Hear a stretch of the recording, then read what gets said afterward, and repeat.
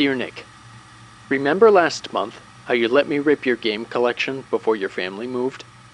First of all, thanks. You've always been a really awesome friend. Now, I'm not really sure how to start this, but I don't think we're going to get to talk too much after this. Some important stuff is about to happen, and I don't know if I'll get another chance to talk before that. I just wanted to let you know what's happening from me before you started hearing about it from everybody else. You know how Steve and Chris like to twist things around. I guess the best way to start this is right from the beginning. After you left your games with me, I started trying to rip them right away. Demon Tools and Alcohol had trouble with the copy protection on a few though. I tried looking on forums for workarounds for an hour or two, but no dice. Couldn't get them to work. Finally got fed up, and went to look and see if there were any programs that worked better. Most of what I turned up was stuff you and me tried and didn't work, or that you had to shell out $300 and let them put a keylogger on your machine to ensure you didn't misuse it. You searched the same sites as me, you know the ones.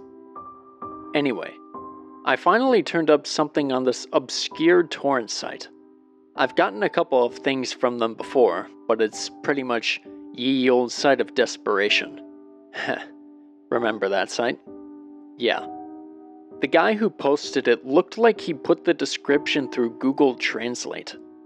What it was some Japanese program, Shikami no Tenjin. The guy said the name meant four gods in heaven. Probably not though. I think his Japanese was probably as good as his English.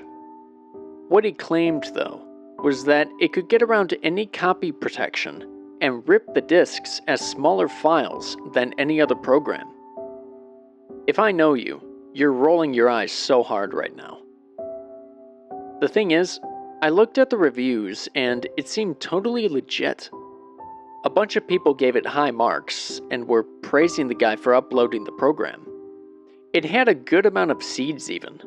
I mean, sure, there were people complaining that it fracked their computer, or that every file they made came out messed up. But you see that on any torrent, right? They all got the usual, read the damn instructions noob, replies. So I figured it was good to go, and started downloading. In no time at all, I was ready to install it. The directions with the file were pretty straightforward. Switch the computer to Japanese Unicode, run the installer, switch back to English, and apply a crack to make it work. It didn't take long. The installer was supposed to show pictures and play music while it ran, I think, but the images were broken and just did a slideshow of solid color screens. The music just came out as static, and I turned off my speakers until it was done. I was a little worried it wasn't going to work, but it had all those positive ratings, so I gave it a chance. Sure enough, once I went through all the steps, it ran fine. Simple interface, pretty easy to use. The only thing was a warning that came in the README file. Files will be in unknown format. Rename .iso and mount external. Do not try to run. That's literally a copy-paste of the warning. Made sense to me though. The program was Japanese patched to work in English. I figured that probably messed up the file extensions. I tried it with Civ 4, and that obscure as hell shooter you're so proud of though, and it worked fine. Heck, it really was as good as they said. Really did even make the files smaller. The only thing was the file extension. It came out as insert name here .4 for both games. When I switched them to ISO files and mounted them through Demon Tools though, they worked. Absolutely flawless. No errors or copy fails that I could see. So I did the rest of them. It took a while, and I got tired, but you know that I had them back to you the next day. I've had a lot of good times with those games. Played the hell out of Hellgate, reaffirmed that I'll never be a pro at StarCraft 2, completely forgot that Skyrim had a main quest, all the kinds of stuff we used to do on gaming nights when you were here. I totally platonic miss you, bro. So eventually I worked my way through the files and found a couple I forgot to rename. I must have been tired. Just for the hell of it, I decided to see what would happen if I tried to run Portal 2 as a .4 and see what would happen. I figured I'd just get the usual Windows error for when you use an unrecognized extension, but no. It came up with an error message in Japanese that I couldn't read. Well, that got me thinking. If it popped that up, it must be able to read the file. Maybe I could switch the computer into Japanese again, and it would work.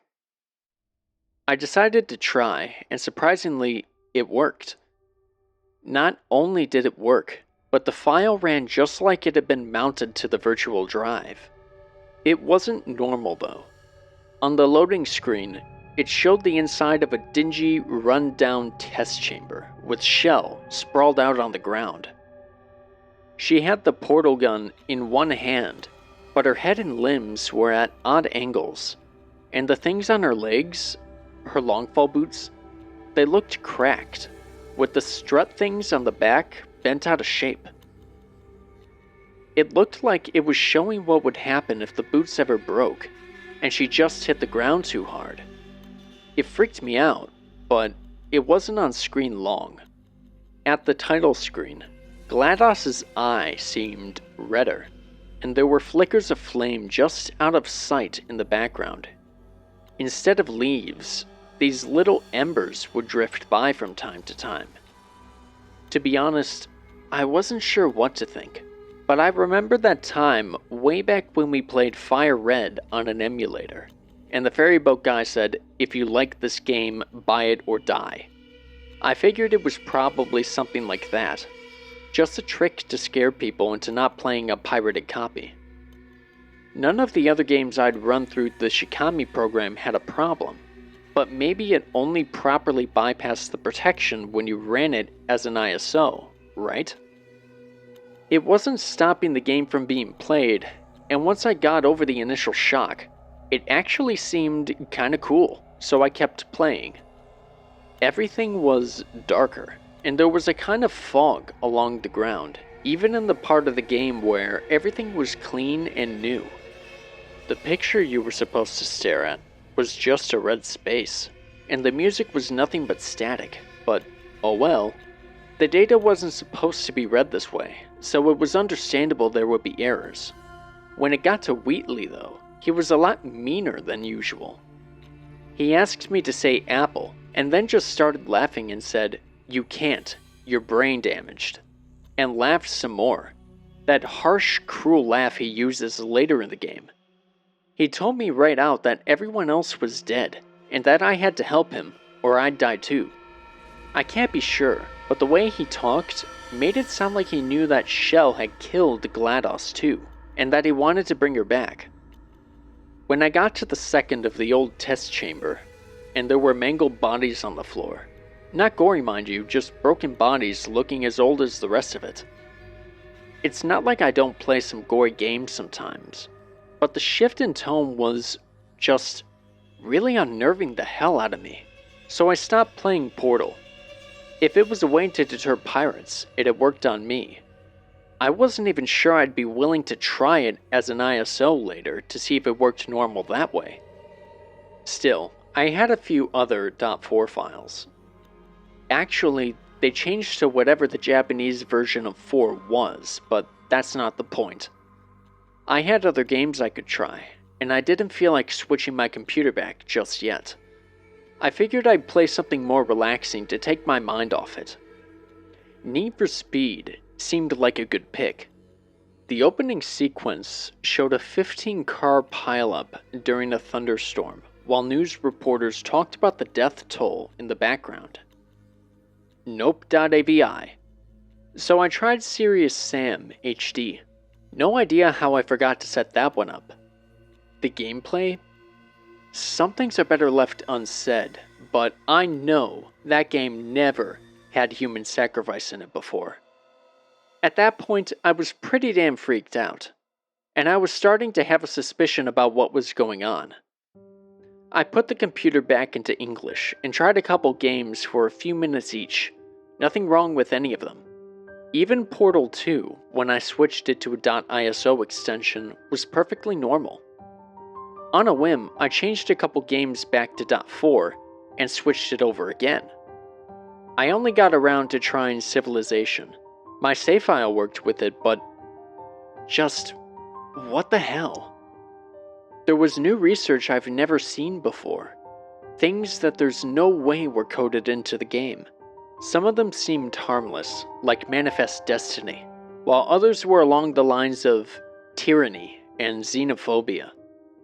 They got you upgrades like slave markets and concentration camps. There was a new religion too. Ever heard of Yazidi before? I hadn't. There were also events like plagues, accidents, and natural disasters, where it would show a clip of your city's population suffering. Just like with the other games, playing it as a .4 made the game darker in tone. I don't know how the hell that's possible, but it did. I thought that maybe it was some kind of novelty software, and when you ran the game through it, it streamed a mod for whatever you were playing. Yeah, stupid idea, I know. But some people will go to a lot of trouble for a prank, right? Like, remember that time we wanted to get back at your sister for giving away those concert tickets she won, even though she knew that you and I loved Radiohead, and we got all our friends and some of their buddies in on it? So yeah, I tried disconnecting my router and restarting the game. On my first turn, it announced that England was working on a wonder. The final solution. There was one more thing I had to try at that point. On a whim, I'd ripped my DVD of Inkart one day. Put into the right format, it had run just as flawlessly as anything else. Now I tried it as a .4 file. The film played out how it should. All the actors said their lines and did what they normally would. At least until the market scene. It looked the same, but what was going on in the background shouldn't have been there. I watched, transfixed, as a beggar that was never there before was kicked savagely from a well-dressed man and collapsed in a heap. A woman in a red coat twisted her son's arm until it looked like she'd pop it out of its socket, dragging him off screen as he resisted. A thug ran up and stabbed an elderly woman in the stomach, taking her purse and running as the rest of the crowd just stepped around her bleeding body. I shut off the player, feeling sick to my stomach. So at that point, I knew that I didn't want this shit on my computer, not ever. I deleted the files I ripped on the spot, then I told the computer to uninstall Shikami no Tenjin. To uninstall, it brought up the same business it did when I'd installed it. The graphics and audio weren't broken this time. The speakers played sounds of people speaking in Japanese. I couldn't tell what they were saying, but they sounded terrified. They screamed a lot. I could have turned it off, but I didn't. I have no idea why. They screamed, and the monitor showed me photo after photo of crime scenes, accidents, disasters, anything where people had died horribly. There were shots that looked like a single frame of people being vaporized by an atomic bomb just before the camera was destroyed, with the flash of the bomb somehow filtered out. There was a cave where a man sat frozen to death, surrounded by the remains of companions he had killed and eaten, trying to stay alive. In another shot, a woman who looked like she had been drained of blood had the skin on her forehead peeled back, and some symbol I didn't recognize, probably something Japanese, carved into her skull. They were all horrible, the worst things I've ever seen, and I just sat there, numb, and watched while the screams of the dying echoed in my ears. As I was watching, though, I realized something. People always look away. They don't want to face the horror and tragedy in this world. They don't want to see. Horrible things happen all the time, everywhere, and we just pretend like it doesn't matter, like it doesn't affect us. It's not right. So, you see, that's why I'll be going away for a long time. Somebody has to do something about what's wrong in this world. Someone has to make them see. So I'll be the one to open people's eyes to the horror. I'll make this right. Always your friend, Dylan.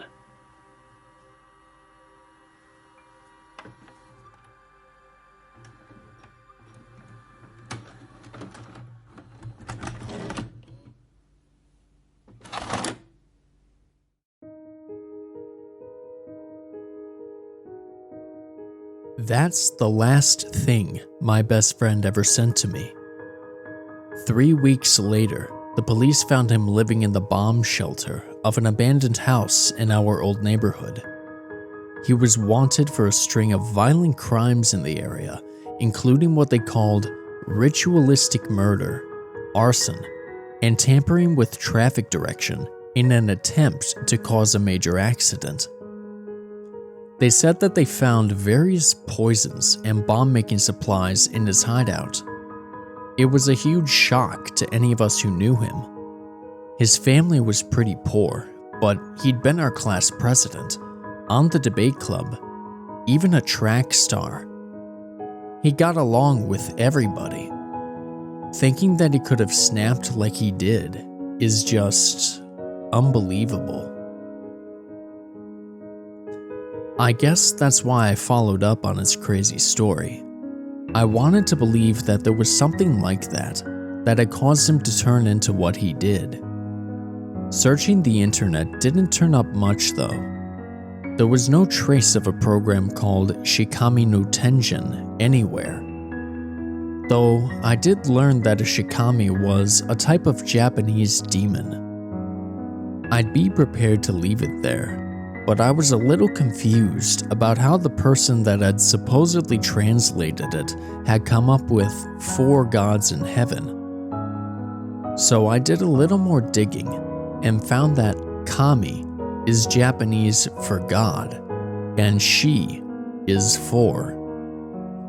4 also has a special connotation in Japan though. It's considered an unlucky number, because it's pronounced the same way as their word for death.